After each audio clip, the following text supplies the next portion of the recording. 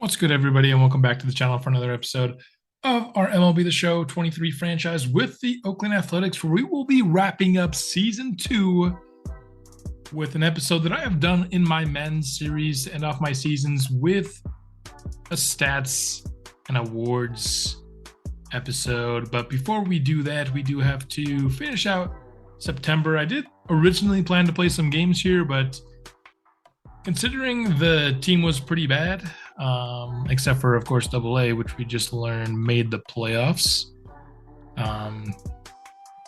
We'll simulate that season here. I just thought since the team was bad, I don't really feel the importance of playing September. And so we'll finish off 65 and 97. So let's now get into the bulk of this episode, which will be reviewing stats and awards. Trevor Rogers with a 4.13 ERA, 1.36 WHIP. Strikeouts did improve, but walks per nine did get worse this year. Trevor Rogers is the pitcher that we were able to see the most this year. In year one, traded for him at the trade deadline. He was on the block, and we traded for him hoping that he would develop into the pitcher of our future, kind of the ace that would lead us throughout this franchise. And when we play with him, he's honestly pretty good. I feel like he gets a lot of strikeouts, like we're seeing here. This highlight reel is pretty much all strikeouts. That's kind of the highlights I compiled of pitchers. Got to see him 3 different times, and I think all 3 of the games that he pitched, he did well in. One of them was a CPU versus CPU game, I do think. But still, I don't think he's quite there. Jack Flaherty, we signed in the offseason. Comes in with a sub-3 ERA, 1.31 WHIP. Strikeouts went down, but walks went down. Great job at limiting home runs this season. And, you know, Trevor Rogers may have been our ace, but I think Jack Flaherty was our best pitcher. I know for a fact we saw one of his games as a CPU versus CPU rather than me playing it, but whether we were playing or simulating, this guy had some good stuff this year. Got a lot of ratings increases and feel really good about him in the 2 spots. You know, if I hadn't have promised Trevor Rogers the ace spot when we signed him to his extension last year, I could easily make, you know, the case for him to be the ace, but we did promise that role to Trevor Rogers. Noah Syndergaard here, signed him to a 1-year deal. He wasn't as good as I wish he was. He was coming off a pretty good year last year, so thought we'd give it a try. 31-year-old pitcher. We only saw him once this year, whereas we saw Trevor Rogers 3 times and Jack Flaherty twice. In that one game, he was actually pretty good. He did not get a lot of strikeouts this year, but he was getting strikeouts in the one game that we watched. And I guess, I don't know, maybe that just means I'm a good strikeout pitcher. And then 5th in our rotation was Dalton Jeffries. Yes, we did skip over James Kaprielian. Talk about that later. Not a good strikeout pitcher. Some guys we just didn't see, like James Kaprielian, which are why he's not shown yet. We will get to him eventually. We're just starting off this reel kind of showing guys that I did get clips on, and then we'll go back later and get the guys that I don't have clips on. So anyway, Dalton Jeffries, he's kind of played above his ratings, honestly, through 2 years, I think, but just with deep potential, I don't know if I can view him as a long-term pitcher. Jordan Hicks was coming off an incredible year last year, so we signed him to a 2-year deal. He went backwards pretty heavily, much higher walks per 9 and home runs per 9. Strikeouts per 9 went down a little bit. I wasn't expecting him to be as, you know, great as he was in the previous year when we signed him to that 2-year, $12 million deal, but I was expecting better than what we got this year. And that's kind of the things with his ratings. His walks per 9 rating went up a lot last year. It actually went back down this year. So hoping to see more of him next year. Zach Jackson got a lot better this year. His ERA is down more than 2. WHIP is down. His strikeouts per 9 went up to 11 strikeouts per 9. Walks per 9 still not in a great spot, but it is a little bit down. And his ratings moved quite a bit. And pitching with him, there was a difference this year compared to last. I just felt like in the games that we watched, he was better. In simulation, he was better as well. So nice to see some development from him, particularly as a strikeout pitcher. That's somebody you really like to see. But still, I think my favorite reliever thus far in this series is Domingo Acevedo. Just a 101 whip. Really good at limiting walks. And when we play, the dude gets strikeouts as well. So he has been probably, of our pitchers, probably even including starters, the most pleasant surprise for me in this series. Again, I don't know any, athletics players in real life, but I've been pleasantly surprised with what I've saw from him. Bobby Witt Jr., of course, was the big time trade acquisition. Talked about Trevor Rogers in year one, traded to be the face of our pitching rotation. Bobby Witt was traded to be the face of this team just in general. He wasn't having a great year in Kansas City, hitting just 220. He was able to knock that up quite a bit with this team, have positive WAR for the first time. And even though we only had him for, half of the season, somewhere around there, he still was able to rack up some highlights here, mostly at the plate more than in the field. He did actually, have not an error, but what could have been a double play ended up being a fielder's choice, which I don't think they count as error. Maybe they do. I honestly don't know. But at the plate this year, he delivered what I was hoping he would. He was clutch with runners in scoring position, able to hit some home runs like you see here. And his ratings aren't all the way there, but that's the kind of guy that we're trading for, right? 2 years in a row. Don't know if we're going to do it in year 3. Probably done, trying to buy players until we're actually a playoff caliber team. But just wanted to get somebody that we could call kind of the face of our pitching and our position players. I think we've been able to do that successfully. I was pleased with what I saw from Bobby Witt. We only got to see him for 2 episodes and got a decent amount of clips in those 2 episodes.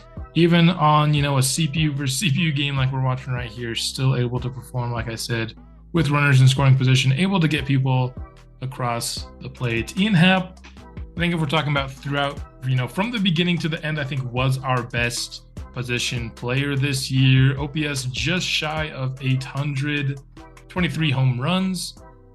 WAR coming in at 2.9. He was kind of everything that I was hoping he would be when we signed him. Solid at the plate, solid in the field. I felt like, I don't know if we watched any game where he didn't get a hit. He was always delivering at the plate. So I'm glad to have him. We didn't really have anybody that I felt like was a dependable bat in year 1. For sure felt that out of Ian Happ this year. And then, of course, adding him with Bobby Witt, I think we have a pretty good duo. And, we have Boyce McDermott coming into the team next year that could even add on to that. And so it's starting to see maybe the skeleton of a good team.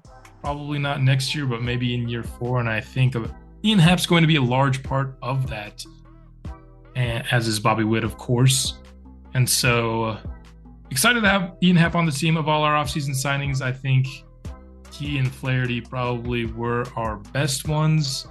Of course, traded away Ahmed Rosario, our other big signing. So I think both of our big free agent signings that remain on the team did exactly what I was hoping they would, and helped kind of raise the floor of this team. I don't know if, Ian Happ's going to be some star on some playoff level team, but like I said, raising the floor, helping us become a more competent team. We lost less than 100 games this year compared to the last year, which we did not. We lost more than 100 games.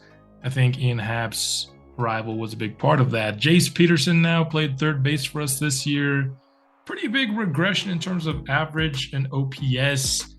Don't love to see that. WAR went down by 1.2. But in terms of like a two-way player, I don't feel like we have a lot of impactful two-way players. And he certainly wasn't very impactful at the plate this year, but at least he was very dependable over at third base in the field.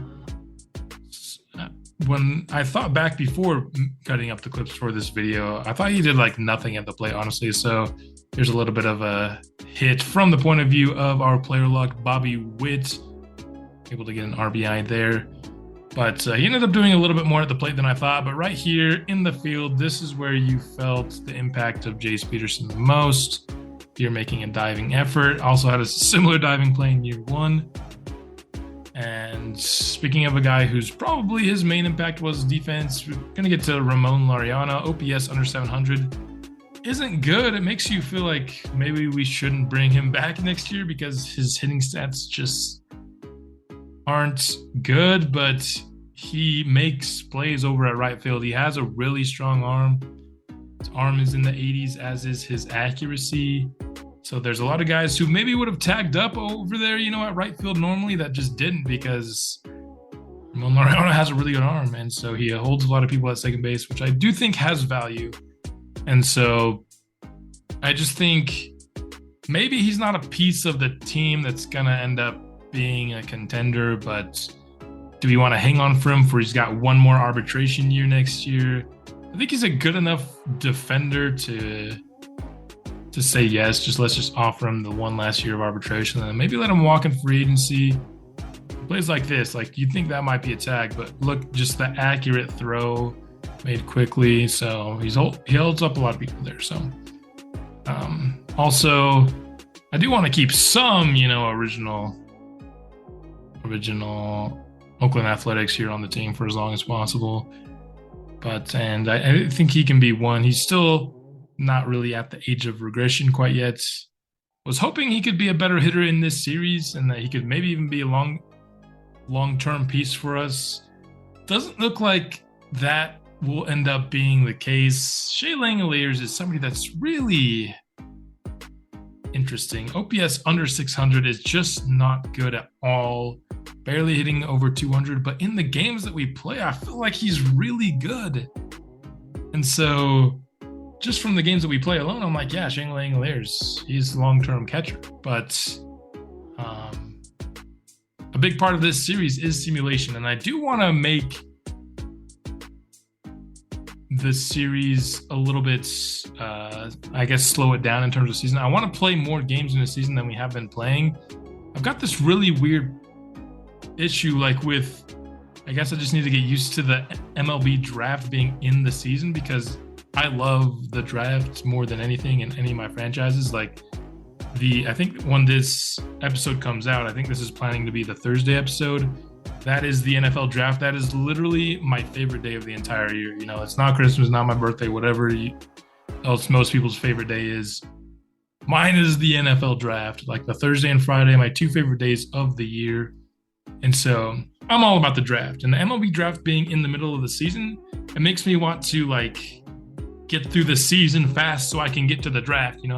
All I want to do is scout the players and I want to get to the draft. But the problem is then I'm rushing through a season, which was kind of the case this year. I wanted to make this season 2 a little bit longer, but it ended up being short. So I guess I just need to practice some patience. But back to Langeliers. Was really good at the plate when we played the game. I just did well hitting with Langeliers, I guess. And also when it was CPU versus CPU, he got some hits in there, like we see right here, right up the middle for a base knock. But just in simulation, he's just really bad. He also has a really strong arm, which is good behind the plate.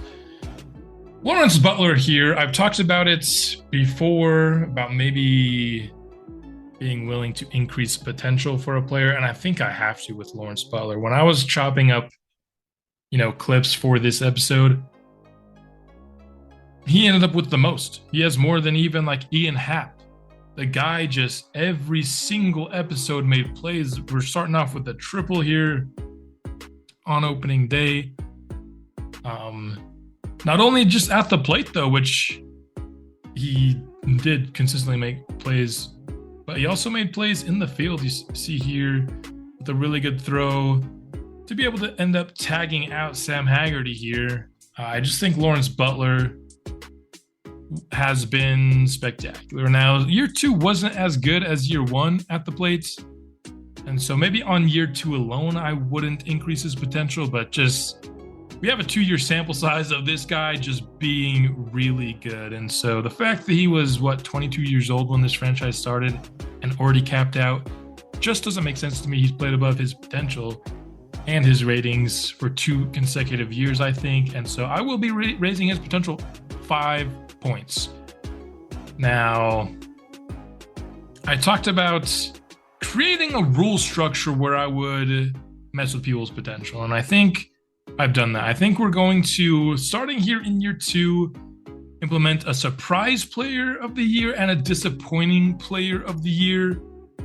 And one player will get +5 to his potential, the other -5. I don't want to do too much with it. That's why I'm only going to be doing one player for each. I don't want to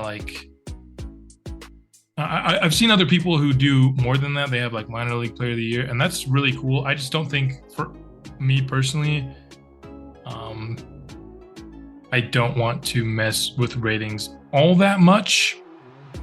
So we'll get to who is going to be our disappointment of the year later, but Lawrence Butler wins surprise player of the year, kind of thinking of it as a 2-year award here, and we'll get +5 to his potential. He's still only a C potential, but at least now it's a high C, not a low C. And so that increase in potential, I think, gives him a chance to be our long-term center fielder, as now his ratings can maybe increase just a little bit because all of his hitting is in the 50s. And so I think he deserves a bit of a boost there as he throws out Corey Lee very nicely with the diving attempts prior to that. And so a lot more excited about Lawrence Butler's future as, a core piece of this team. I do think he will be one of the players that started with us on the series that has the best chance to be with us the whole way.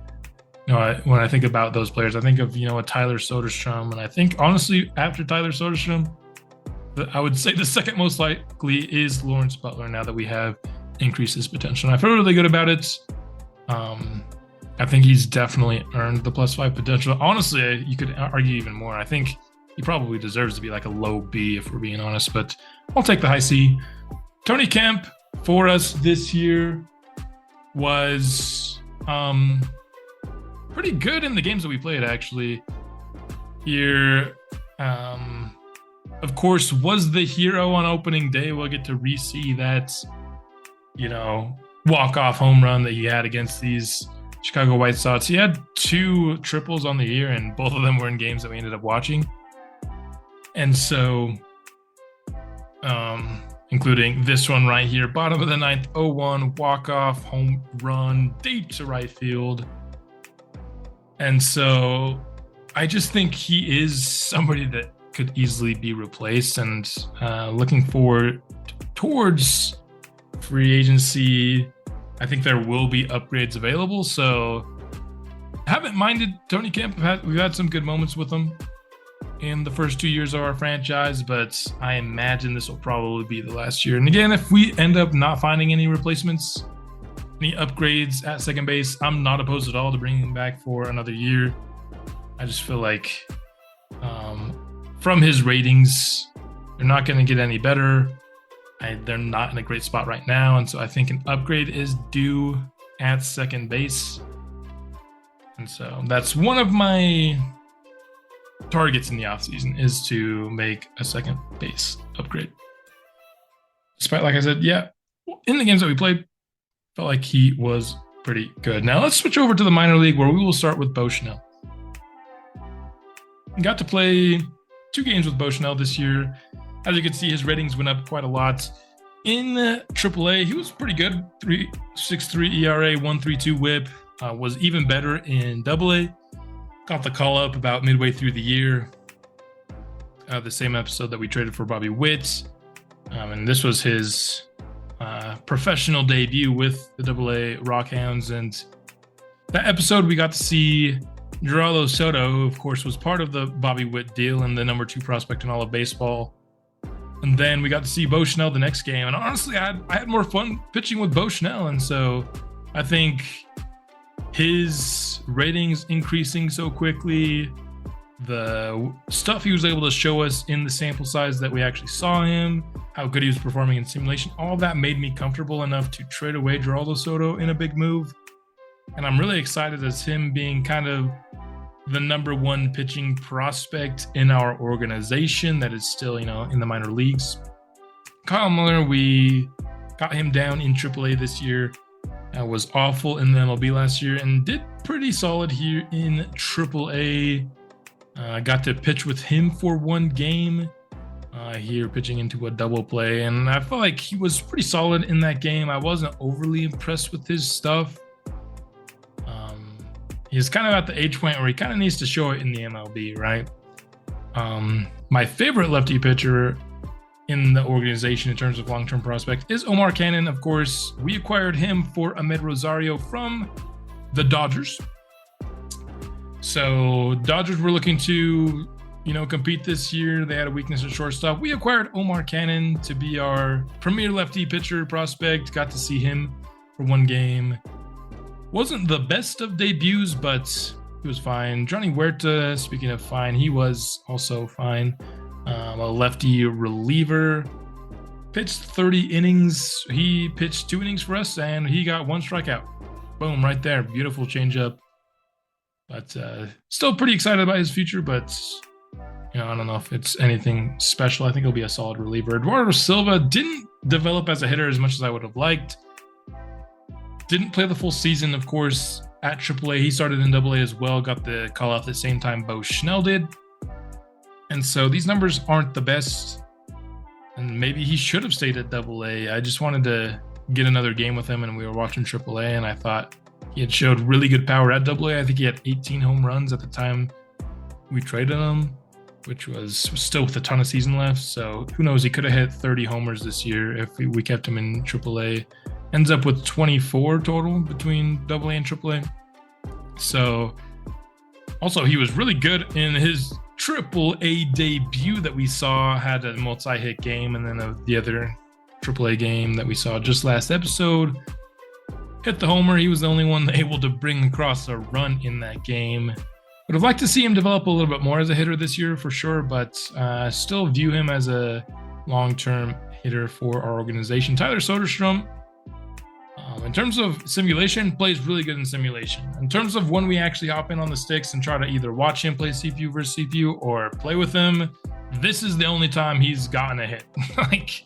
I think he got one in year one, but we watched so many at bats that one was actually not impressive.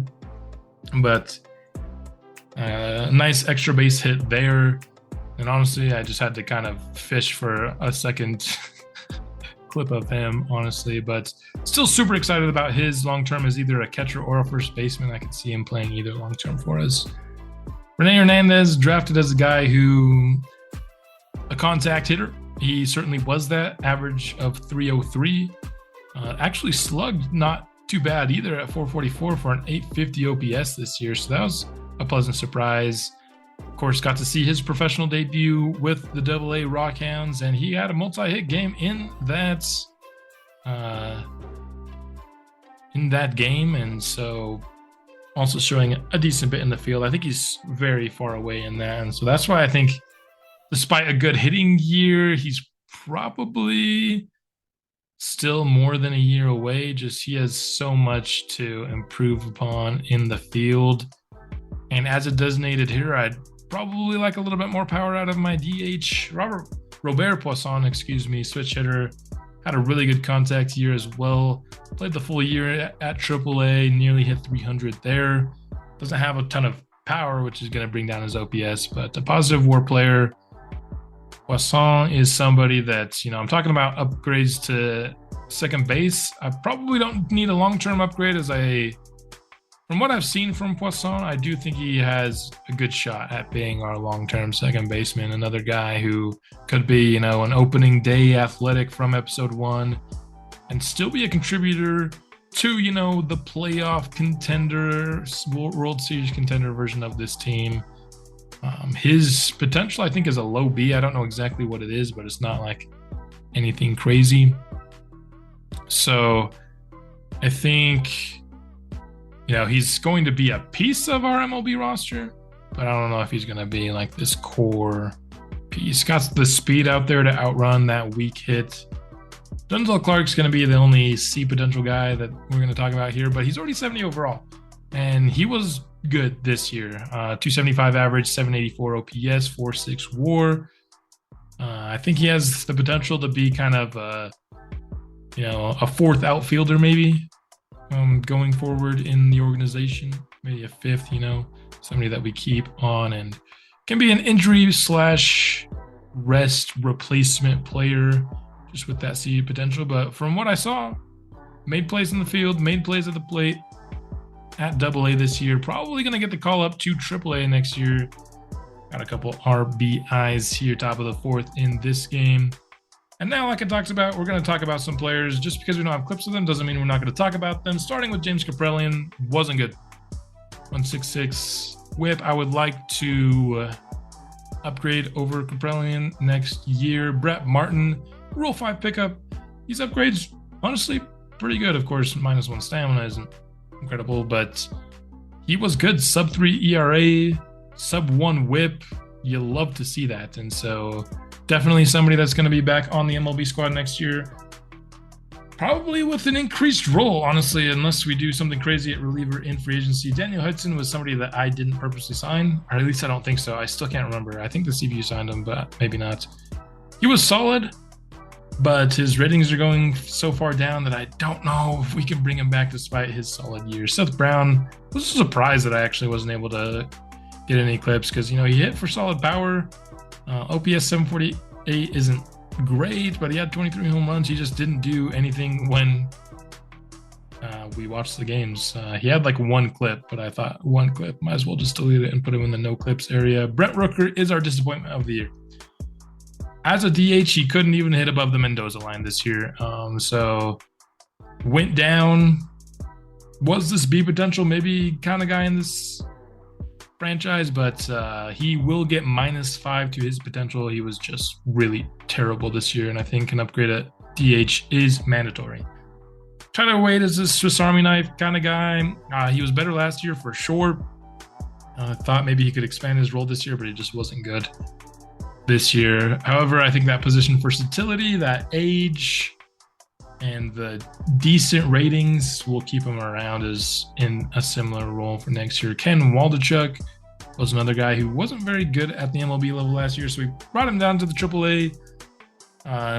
Same kind of deal with Kyle Muller. I think he actually was a little bit better than Kyle Muller, though. He might get a chance at the MLB level next year. Gunnar Hoglund wasn't incredible this year, if I'm being honest. Luis Medina was better. He was on AA for the year. Sub 3 ERA, sub 1.3 whip, 3.3 WAR. He's probably going to be in AAA next year, and hopefully he's not too far away from making his MLB debut. JT Ginn, in terms of guy with only C potential, I really like what he's shown us. ERA is not quite as good as it was last year. He was on AA last year, though. Hans Kraus, one of the two pitchers that we got in the Paul Blackburn deal, was really good at AA this year. He probably gets the call up to AAA, I would imagine. Eric Ullman, 3.68 ERA, 1.55 whip. He was okay. He was the other pitcher we got on the Paul Blackburn deal. 27 years old. Would like to see him, become an MLB pitcher, but might need another year in the minors. Garrett Dennis here, 3.41 ERA, 1.31 whip. Saw that his walks per 9 went up 8. So between him and Huerta, kind of the two relieving pitchers that we drafted with low walks per 9, I think he did better. Zach Geloff almost actually won, quote unquote won, I guess, disappointment of the year. He's one of the biggest prospects in our organization. I didn't even have a single batting clip of him. He was not good at all. Dermis Garcia was really good. Probably if I did like a major league and a minor league surprise player of the year, he would have won minor league surprise player. Over 800 OPS. The potential went up on its own, but it went up to a C, so it's probably like a really low C. He's almost capped out. Probably Kevin Smith. He would have been maybe our minor league disappointment of the year, him or Geloff.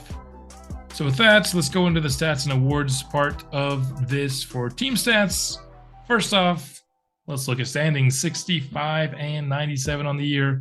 Goal at the start of the year for me was to lose less than 100 games. We were able to get that done. Still not a great year. We were last in the entire American League. That's something I don't want to be anymore. I think year 3 is time to make some improvements and maybe not be a playoff level team, but at least be competitive towards it. Ended up with the 3rd worst record in the entire league, as there were 2 National League teams worse than us, the Nationals and the Rockies. So we'll have the 3rd best lottery odds. Where will we fit in the draft? I guess we'll just have to see. Would love to win it and hopefully, get another generational prospect. That would be cool. And a big help towards getting this team towards the promised land. And so our entire division was winning records besides us. So I always like the challenge of being in a good division. I always try to pick the good divisions. I didn't know what was a good division in baseball, so the fact that I got lucky, I will take it for sure.